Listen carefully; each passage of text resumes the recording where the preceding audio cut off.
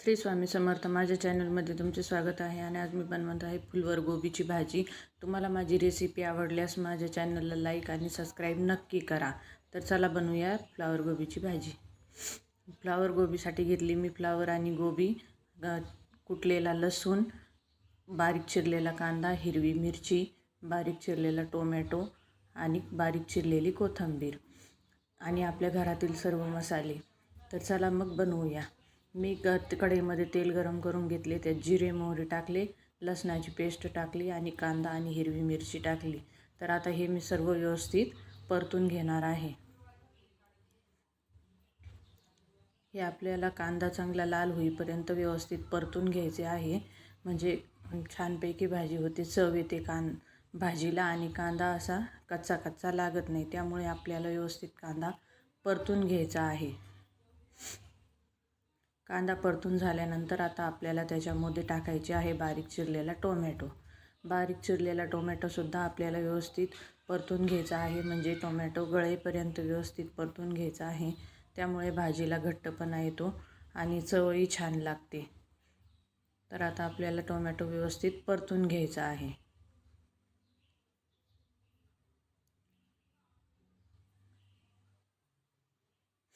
तर हे बघा, अशा प्रकारे आपल्याला सर्व व्यवस्थित परतून घ्यायचं आहे. आणि टोमॅटो आणि कांदा परतून झाल्यानंतर आपण त्याच्यात मसाले टाकणार आहोत.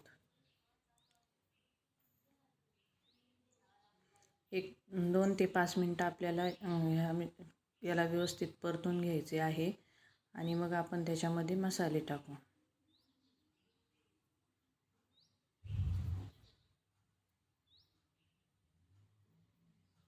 तर आता आपण याच्यामध्ये मसाले टाकू. आता मी याच्यामध्ये थोडीशी हळद, लाल मिरची पावडर,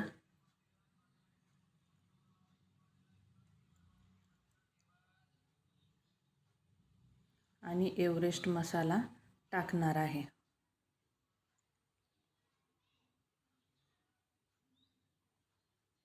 हे सर्व टाकल्यानंतर आपल्याला याला पुन्हा एकदा व्यवस्थित मिक्स करून घ्यायचे आहे. अशा प्रकारे आपल्याला हे सर्व व्यवस्थित मिक्स करून घ्यायचं आहे.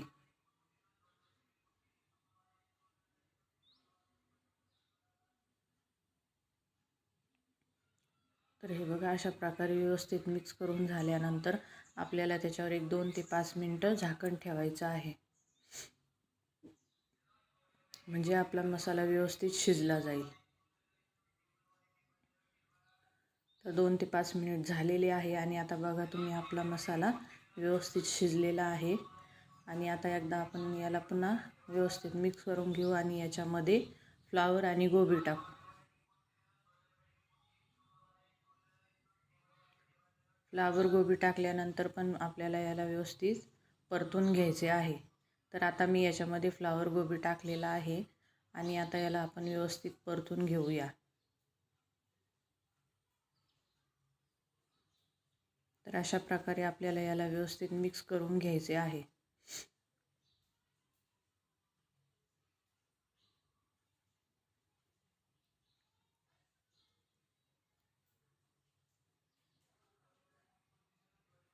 हे व्यवस्थित मिक्स करून घेतल्यानंतर आपल्याला याच्यामध्ये मीठ घालायचे आहे. तर आता याच्यामध्ये आपण चवीनुसार मीठ घालून घेऊया. आणि मीठ घातल्यानंतर पुन्हा सर्व व्यवस्थित एकत्र करून घेऊया.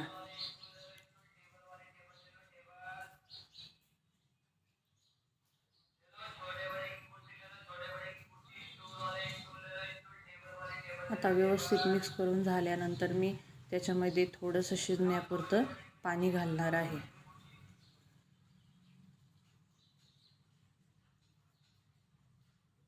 आणि पुन्हा व्यवस्थित मिक्स करून याला 5 ते 10 मिनटं झाकून ठेवणार आहे, म्हणजे आपली भाजी छान शिजेल.